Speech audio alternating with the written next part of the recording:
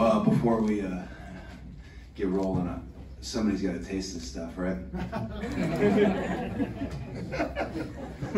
lot on the line here. No pressure at all, Cody. A lot on the line.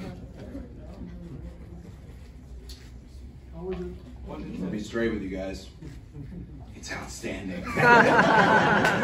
It's outstanding, and I haven't had this is probably some sugar in there. I haven't had sugar in it's been 3 months. Wow. Yeah, so that was I was hoping for a Whataburger, but That's the next best thing, buddy, right? this was damn good. My bus driver. Sorry, we're just going off. We're talking about Pitch Black now. My bus driver, he was just looking at all the advertisements and stuff, and he just said to me, he's like, you know, I want one of those Pitch Blacks. I'm like, all right, man. Yeah, it's very good. Well, make sure you have a couple to take with you to go. Yeah, you got it. You got it. All right, so I know we have a lot of questions for Cody. We're going to start off right here in this second row. Ella J, your wrestling gal. Cody, obviously you wrestled your first match since last June. You came back to a huge reaction here from San Antonio. So how are you feeling physically and about the massive reaction you got here tonight? Oof. Well, if you're not a fan of Cody crying, you might not want to sit in on this one. The thing I wanted my whole career, a moment like that. I don't think he'll mind me telling you guys. I talked to Randy Orton last night, and I remembered I was in the Royal Rumble at the very end. Triple H, Randy Orton, and myself, and Triple H eliminated me, but that caused Randy to eliminate him, and he won the Royal Rumble, and he brought us in the ring. I remember thinking I'll just sit on the floor, stay small, and he brought us in the ring, and I thought, man, I want to be that guy. But I also thought, like, oh, that'll be next year. That'll be next year. I'll be up there, and here we are. I think that was over 10 years ago. So it's just the thing I was missing that I didn't have then, and that I found, and I don't take it for granted, is somewhere along the lines I connected with the people. And maybe 2015 when I took the excursion and bet on myself and went out, but invaluable.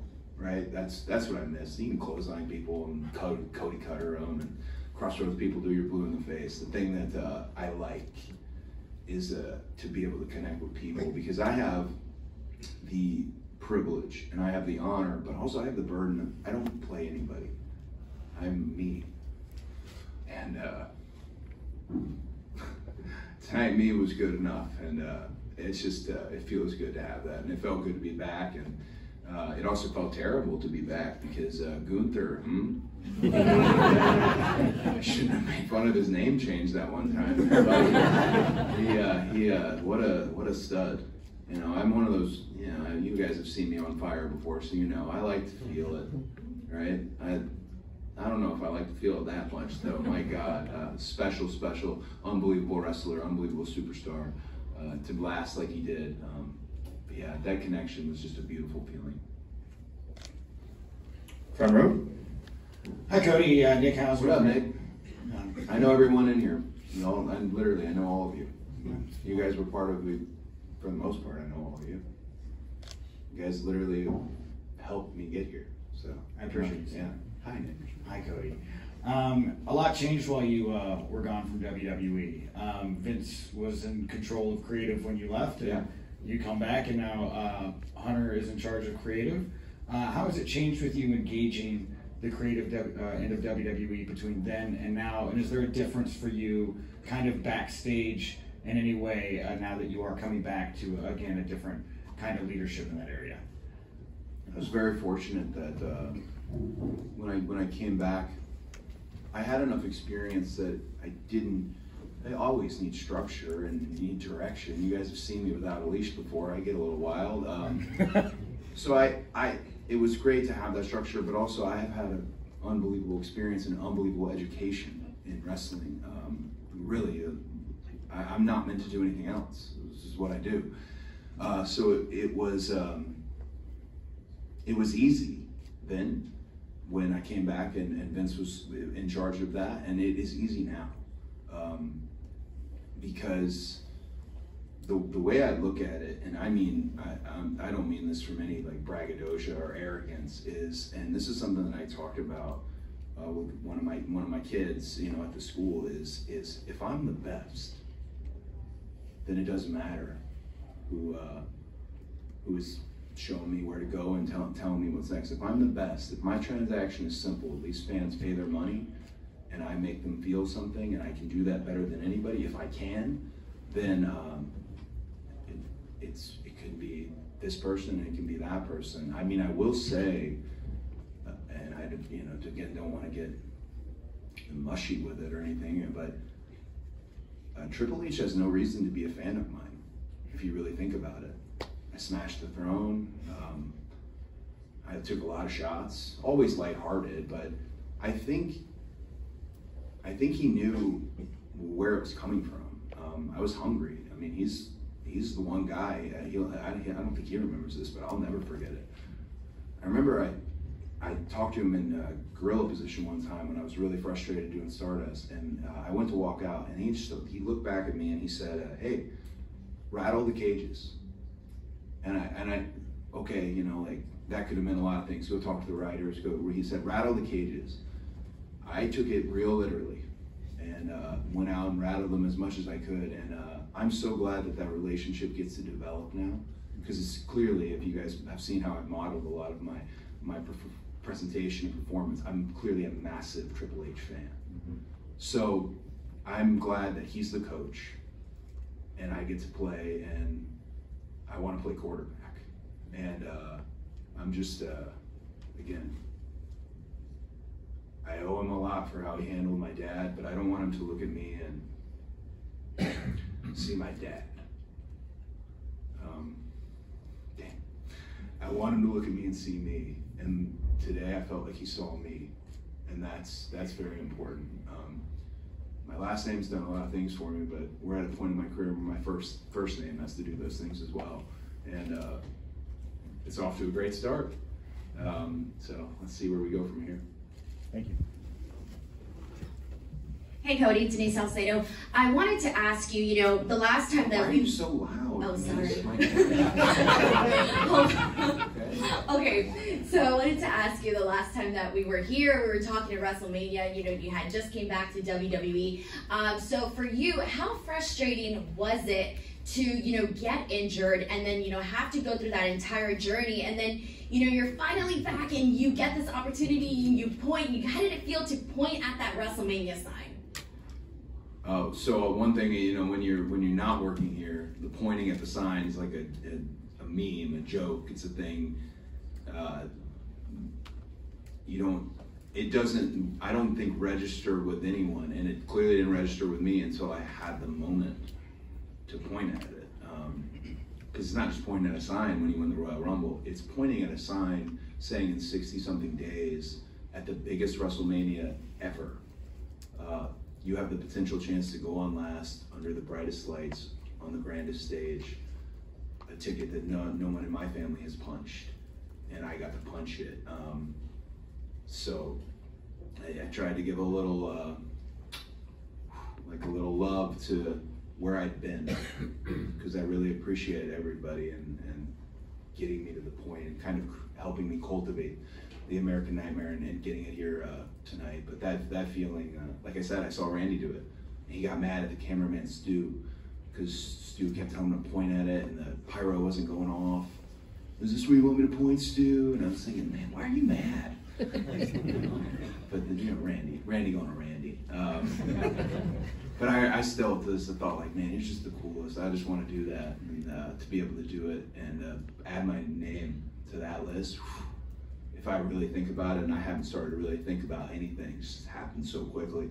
To add my name to the list of superstars, wrestlers who won the Royal Rumble, man, we're doing something right. Thank you. Hi Cody, Isa with Lucha Libre Online. Welcome back and congratulations. Thank you. The one thing that hasn't changed in 8 months is who the undisputed Universal Champion is. Yeah. So have you been keeping an eye on Roman Reigns, and how do you feel? You don't have to make a show. It's like it's kind of made for you already. How do you feel about that? I've been very careful about saying Roman's name, because it's one of those things that I knew, and I'm sure he knew. I came back, and the first night I was back on Raw after WrestleMania, I was pointing to my waist. I talked about in an interview the real story of wanting to win the WWE Championship, the one title that has eluded the family, and I'm sure he heard that, and I've watched everything that Roman's done. I have nothing though but respect, and I mean the scene there at the end of the night is a pretty rough scene, but I have nothing but respect and reverence for Roman. You guys cover this industry, you cover sports entertainment, you cover pro wrestling. Guys, I can't tell you I'm the best wrestler in the world. Nobody can, unless their name is Roman Reigns. That's the best wrestler in the world. I'd like to think I'm number 2, right? And I always say Seth's number 3, whatever. This is making lists is a disaster. Don't take my list that serious. But Roman is undisputed. That's just the best way to put it. He's undisputed, and you know, if that is the situation we're walking into in 60-something days at WrestleMania, I can't shrivel under the lights. He's been there before. I haven't, and that's going to take a lot of. It's going to take everything I could possibly ever muster up and everything I have, but got to finish the story. It's real.